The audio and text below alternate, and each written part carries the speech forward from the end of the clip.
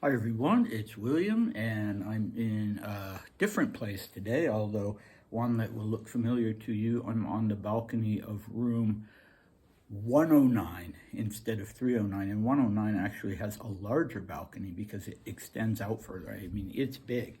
You could have a little party out here, no problem, or set up several Liegestühle. There's a photo of Dmitri with a backdrop, just like the one I'm standing in front of.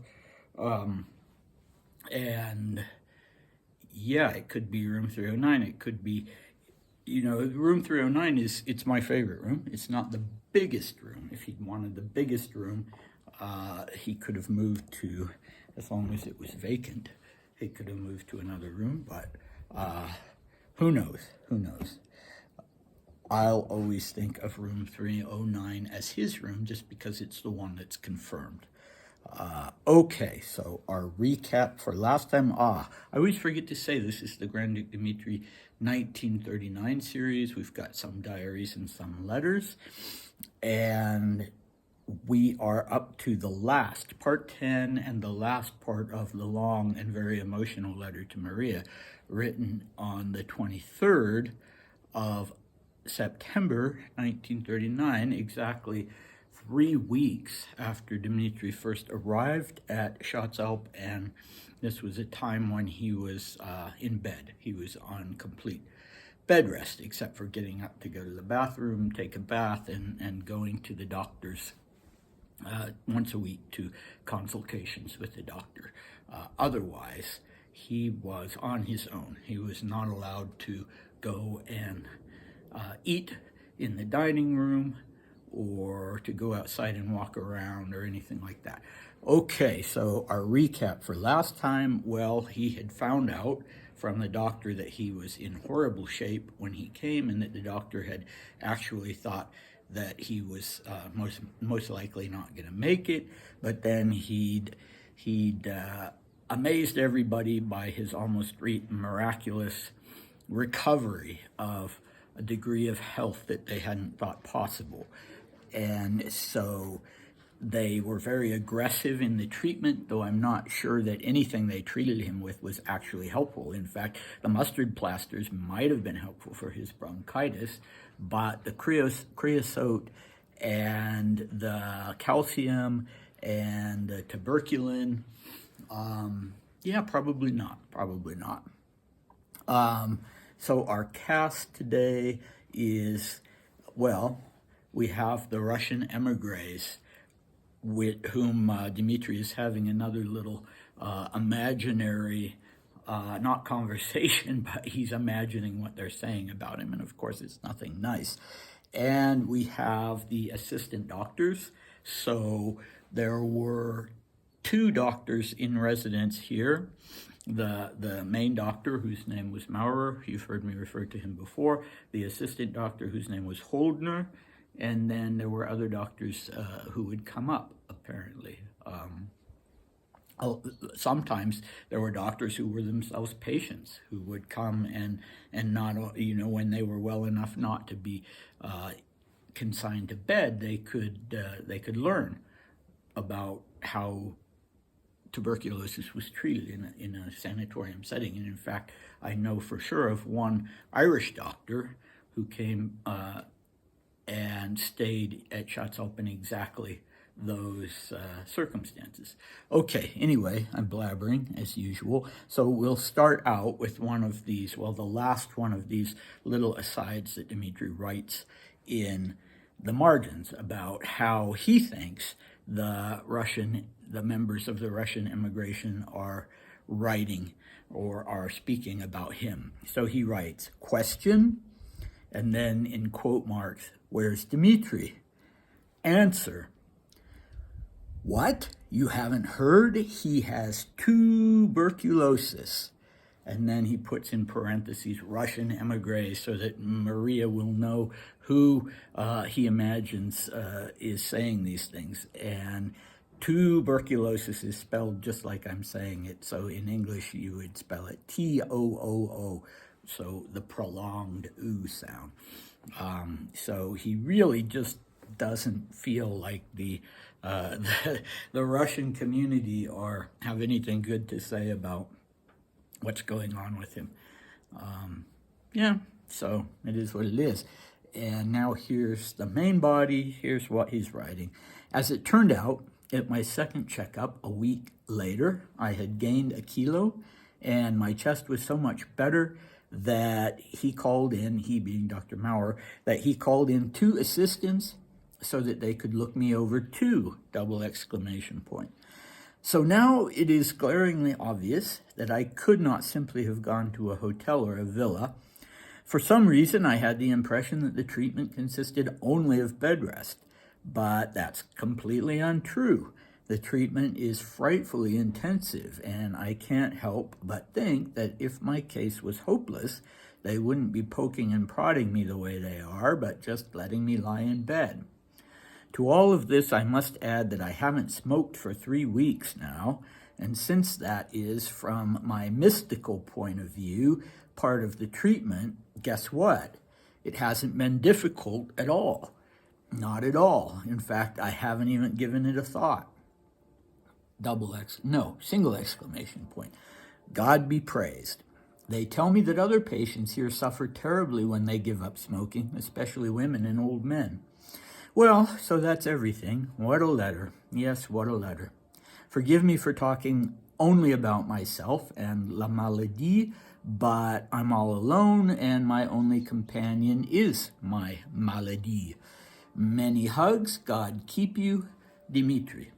Okay, so you remember before he was not happy before in the same letter saying, why don't they call the damn disease by its right name instead of la maladie? But now he's using it himself, although he puts it in quotes so that Maria, I guess, can see that he's being ironic. Anyway, he'd gained weight after his scare at his first consultation at having lost a little weight. So he seems to be on the right track, and he's so happy that all of this is happening, that Maurer wants 2 assistants to see him because he's made such incredible progress, and that, it was easy for him to stop smoking, and they complimented him on the fact that he had so easily stopped smoking and told him that other patients really struggled with it. Well, he would go back to smoking. I don't know when, but the pictures of him in 1941, he has the cigarette back in his hand. But at least for a while, he gave it up. And obviously, they asked him when he first arrived at the sanatorium to do that. So there was some idea that smoking wasn't good for a person. They didn't ban people from smoking. And, in earlier times, for instance, in the Magic Mountain, which wasn't that much earlier, it was published in 1924, you had both patients and doctors smoking, not just cigarettes, but cigars. So it wasn't as strange as it sounds, but they had asked him to give it up. And then they'd lavish praise on him, saying, oh, other people struggle so much. So you kind of see what the pattern is at this point. They're laying it on a bit thick. I think he really did, considering the shape he was in, I think he really did make incredible progress right away. But on the other hand, they're keeping this, they're doing their best to keep this upbeat mood in him by really making these comparisons and saying, oh, you're doing so much better than everybody else. So he realizes this would be, as you'll see later, this would be a real bone of contention between him and Maria, that he's even at this place. She thinks it's all quackery, and some of the things we've talked about were. But, the surgical procedures and the rest, those were helpful things. In some instances, there's debate about that, whether the surgical procedures really did any good or not. And some of them actually could have done harm. But, Maria wasn't talking on the basis of her firm understanding of medical science. She was talking on the basis of what she'd heard from other people about, oh, the whole thing is a scam, blah, blah, blah. And it wasn't. The doctors were genuinely doing the best they could. And I tend to agree with them at this point in saying that if Dmitri had simply stayed in a villa or in a hotel, as I mentioned before, that he would have died fairly rapidly, that there's no way he would have made it 2.5 years. He maybe wouldn't have made it 2.5 weeks. But anyway, it's interesting to find out that that was something that he considered doing, and maybe that was one of the reasons why he arrived so abruptly in Davos and at Schatzalp, because he hadn't necessarily planned to go that route of sanatorium treatment. But now that he's here, as unpleasant as it is to have yourself being filled with creosote and calcium and having injections and pills and so on and so forth, it still makes him feel good, because this was common, I've read as much as I could about people's experience in sanatoriums, and it was very common, this idea that if treatment lulled, if you perceive treatment to lull, and, even though the doctor was telling you, oh, we're not going to do this anymore because, it's time to stop taking creosote or that sort of thing, then you would jump to the conclusion that, oh, the reason they're not aggressively treating me anymore is because they know it's hopeless. And the patients never quite felt on a firm footing, because they always felt that and it was true at that time, as I mentioned before, they always felt like the doctors were not necessarily going to be honest with them if their health took a downturn. He underlines when he talks about not even having given smoking any thought. So, well, good for him. He was excited. He was happy. It was probably the first time since he was 14 years old that he'd gone 3 weeks without smoking anything. And yeah, what a letter, he says, exclamation point. Yes, what a letter. And he's right. This was an unusual letter for him. Boy, when was the last time we saw him feeling so good about life? Ironically, since he's now pretty desperately ill in sanatorium, but things are looking rosy, and that's nice. That's nice. It's heartbreaking because we know what's going to happen, but still, it's nice to be there with him at this moment. Now, this last little bit, I'm all alone. My only companion is my sickness, the malady. Well, this would turn out to be an issue, and something that Dmitri allowed Dr. Maurer to write directly to his sister. He knew how skeptical his sister was, and this was one of the things that Maurer wrote to Maria. I have some of those letters, and one of the things he said, well, your brother is just so alone that it's really difficult for him. When he started sinking back into depression, I think that was one of the hardest things. And he's also right that he's not writing about himself so much, usually.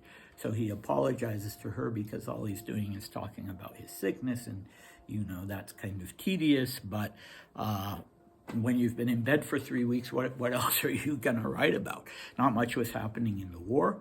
This was the phase of the war when they actually called it the phony war. And sorry about all the sniffing. My allergies seem to be acting up today. But anyway, what I've decided to do, so he doesn't start the diaries until he's off bed rest. But there's another letter that he wrote to Maria in October, about a month after this letter. I think it's 27th of October. And I don't want to read that letter in its entirety as I'm reading this one, because it has some things that, Dmitri's grandchildren are still alive, and his great-grandchildren, and it has some things that they undoubtedly haven't heard about Dmitri's feelings at that point in his life about Audrey. He says some unkind things about her. He says some things that, maybe were true, maybe were not true. And yeah, she was his ex. People do these things when they're talking about their exes. And the fact of the matter is, she'd only married Georgiadze a few months before. She'd married him in March 1939.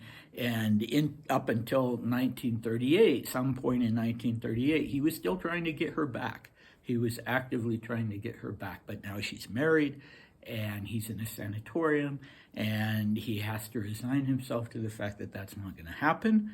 And so, he says some unkind things about her. I never gave a copy of that letter to Paul. I probably should have. I don't think it would have bothered him. At the time, I was a little reluctant because he's also one of the subjects, and he became a huge bone of contention between Audrey and Dmitri because Dmitri had custody of him. But Audrey didn't want him to be in Europe, I would say reasonably so. But Dmitri just couldn't conceive of letting him go. And so, yeah. Anyway, I was getting around to saying that the other materials are not like this one, as far as he's really upbeat and he's really focused completely on the illness. He's going to return be a little bit more like what we remember him in 1921, for instance. He's focused on other things. He's focused on the world situation, and he's not in such a great mood. Everything isn't rosy. So, so I'll read everything of that letter that I think is appropriate. And don't worry, you'll get plenty of information. And you'll get information about what's going on in Maria's life in the U.S., which is really interesting. And so you'll definitely want to come back to that one. And then we'll be starting with the diaries themselves. And so I hope to see you for all of that. Thanks for watching. Bye.